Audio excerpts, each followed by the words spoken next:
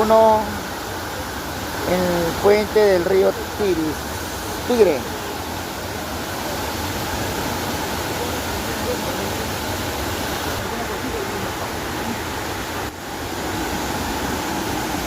En el puente del río Tigres, Jennifer y su señora madre.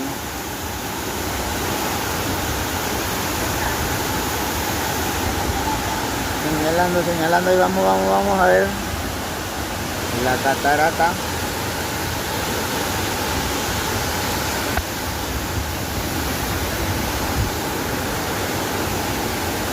Jennifer. Muy bien. Y ahí está la catarata. Ahí estamos. Por Oxapampa. Un día de paseo por Oxapampa con Jennifer. Mira la cámara. Ahí vamos.